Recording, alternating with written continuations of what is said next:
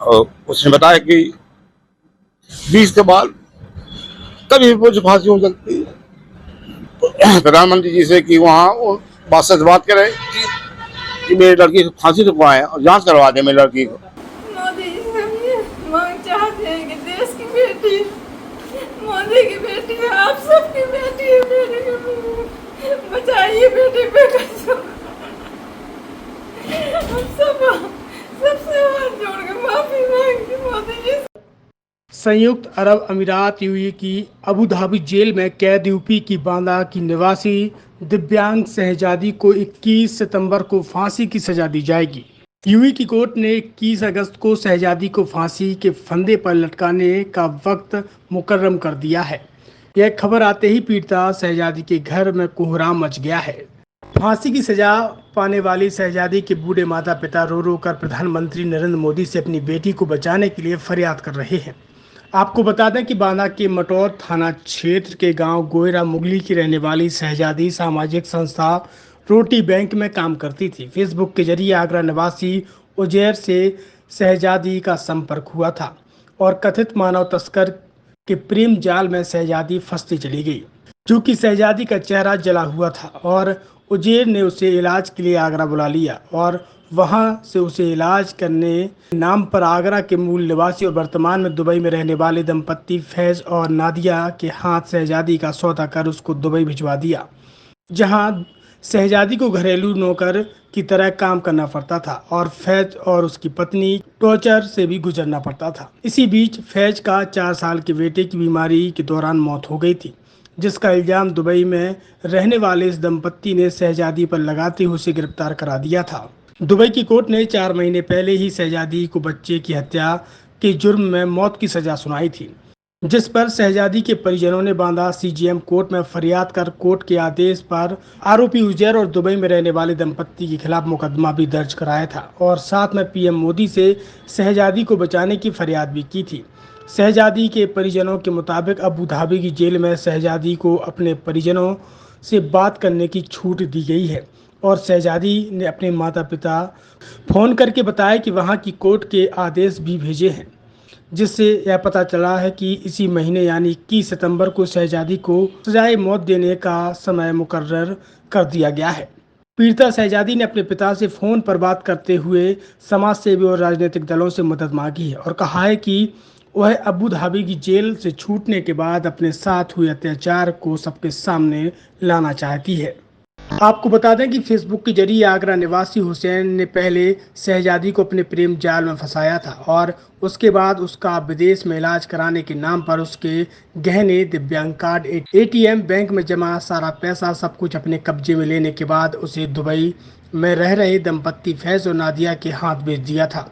फैज और नादिया के बेटे की परवरिश शहजादी ही करती रही, लेकिन एक दिन उस बच्चे की तबीयत खराब हो गई और उसकी मौत हो गई, जिस पर कथित दंपत्ति ने शहजादी पर ही हत्या का आरोप मढ़ दिया और दुबई कोर्ट ने शहजादी को दोषी ठहराते हुए फांसी की सजा सुनाई थी और वह तब से जेल में ही बंद है। हालांकि परिजनों की प्रार्थना पर बांदा सीजीएम भगवान दास गुप्ता ने आरोपी उजैर और दंपत्ति फैज और नादिया के खिलाफ मानव तस्करी धोखाधड़ी के तहत गंभीर धाराओं में पुलिस को मुकदमा दर्ज कर आरोपी आगरा निवासी उजैर और दुबई में रह रहे इस दंपत्ति की गिरफ्तारी के आदेश भी दिए थे, जिस पर पुलिस इनकी गिरफ्तारी के प्रयास भी कर रही है।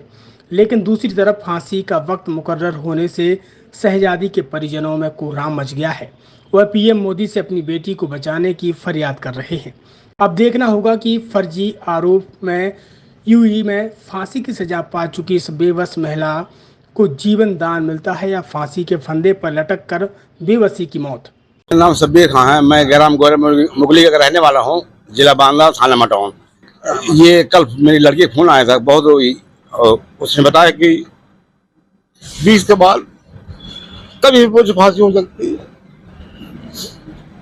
हम लोगों को परेशान है, सरकार से मदद चाहती प्रधानमंत्री जी से कि वहाँ बात सच बात करें कि मेरी लड़की को फांसी रुकवाएं और जांच करवा दें मेरी लड़की को।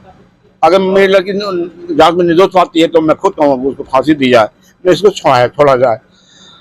कैसे फंसी उनके चंगुल में? वो एक उजैर नाम का लड़का, जब लॉकडाउन लगा, मेरी लड़की यहाँ रोटी बैंक बांदा में काम करती है और कोई पूछ सकता है, और गरीबों की मदद करना उसका यही काम था। उसको नशा था ये काम करने, गरीबों की मदद करना। तो उसी दरमियान फेसबुक के जरिए उजैर नाम का लड़का, एक आगरा का रहने वाला है, नाई मंडी थाना के पास का, वहीं उसने कहा कि मेरे बुआ फूफा वहाँ दुबई में रहते हैं, अबू धाबी में, तो आप वहाँ चले जाएं, यहाँ क्या होता है, आपको 5,000 रुपये मिलते हैं। तो वो चली गई, उनके बहकाव में आके वहाँ उन्होंने फांस लिया। 4 महीने 20-21 दिन का बच्चा था। वहाँ 2 टीके लगते हैं। वो टीके लगते हैं जब उसकी माँ रोती है, अस्पताल में बच्चे लाती है, उसी रात वो बच्चा खत्म होता है। बच्चा उस रात दूसरे दिन भर, और फिर दूसरी रात को उस पुलिस कस्टडी में आया रहा। फिर वो औरत ने अपने असर से बगैर पोस्टमार्टम के बच्चे की मिट्टी दिलाई और 1:30 बजे रात के करीब मिट्टी लेके घर आए। सुबह लड़की ने मुझे बताया, फिर पता नहीं इनके ऊपर क्या आफत आने वाली थी कि 57-58 दिन के बाद मेरी लड़की को ये लोग फंसा रहे हैं, मारकूट की वीडियो बनवा रहे हैं, अरबी में और इंग्लिश में दस्तखत करवाए पेपर में, जो कोई इसमें लिखा हुआ था कि मैंने मारा है। और एक कसम वहाँ सरकार, वो अदालत कसम मानती है वहाँ की हलफ। तो जो बच्चा मरा है उसका चाचा आगरा से 10-12 दिन बच्चे के मरने के बाद अबू धाबी पहुंच रहा है। वो मुकदमा के दरमियान वो कसम वहाँ खा रहा है झूठी। तो ये जांच का विषय है, क्या यही है, क्या देश की बेटी को हिसाब नहीं मिलेगा, वैसे मर जाएगी। अच्छा, बताया जा रहा है आपकी बेटी खाना बनाते समय जल गई थी, तो क्या कोई इलाज का भी बहाना था उसको ले जाने का? नहीं, वो तो बचपन में जल गई थी सर।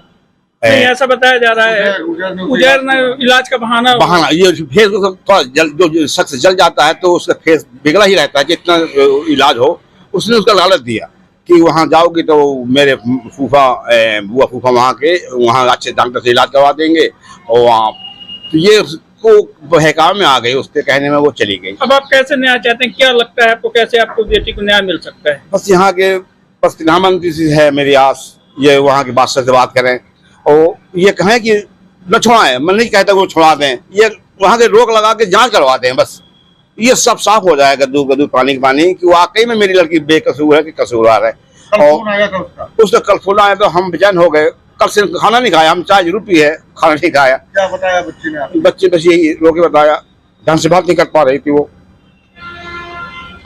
कि 20 तारीख के बाद कभी भी कुछ हो सकता है उनको। 20 सितंबर के बाद? जी हाँ, आज वो है, कल आया था उसका फोन, तो वो करती है तो हाँ हमको पैसा जमा करना पड़ता है। वो वहाँ फोन होती है, हमारी बात होती है, बाद में 2 दिन में होती रहती है। वहाँ का कानून है वहाँ। मेरी बेटी के साथ में यहाँ 8 साल की थी जब वो जल गई थी। उसके बाद में वो शादी लायक तो थी नहीं कि शादी हम कर सके, तो NGO में जुड़ गई। NGO के जरिए से आगरा वाले उजैर नाम उसका, उससे संपर्क हुआ